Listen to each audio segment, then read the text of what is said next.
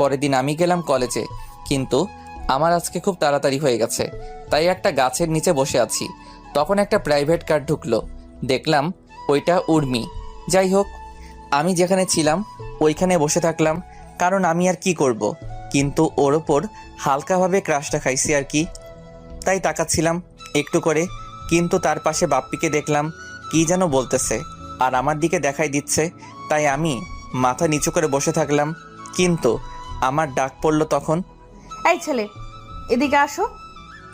আপু বলেন। উর্মি কাছে যেতেই ঠাস ঠাস করে দিল। ওই দিন বাজে চিঠি দিলি আর আজকে খারাপ নজর দিস আমার দিকে। তুই জানিস এই কলেজটা আমার বাবার জন্য চলে। কই আপু, আমি তো খারাপ নজর দেইনি। ঠাস ঠাস। তুই আমার মুখের উপর কথা বলিস? এত সাহস তোর? বাবা মায়ের কোনো শিক্ষা আছে তোর ভেতরে? আমি এখন যাই আপু।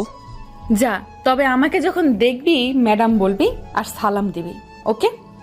আচ্ছা ম্যাডাম। আমি চলে এলাম, ওদের থেকে দূরে চলে এলাম। কিছুক্ষণ পর মেহের আসলো, এসেই আমার পাশে বসলো। তা কেমন আছো? জি আলহামদুলিল্লাহ, ভালো। আপনি? ভালো আছি। তা তোমার গাল এত লাল হয়েছে কেন? কই না তো। কে বললো?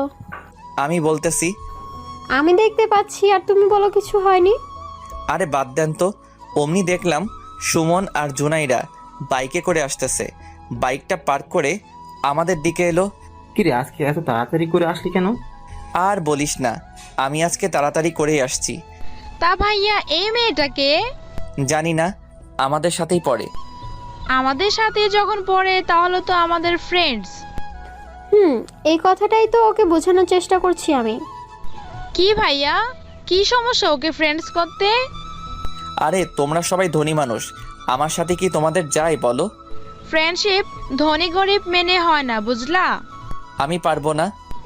ওকে সুমন, আমাদের তাহলে ব্রেকআপ। কি?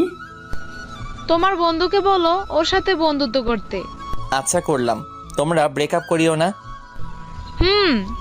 তারপর ক্লাসে গেলাম। এভাবে দিন যেতে লাগলো। কিছুদিন পর। এই, তুই প্রেম করিস? কি বলিস? আমি প্রেম করলে তুই জানবি না? তা অবশ্য ঠিক। হুম। তোর মোবাইল নাই তাই না? কেন? না, এমনি। ও। চল মার্কেটে যাব। যা, আমাকে বলতেছিস কেন? আরে তুই আমাকে একা ছাড়বি?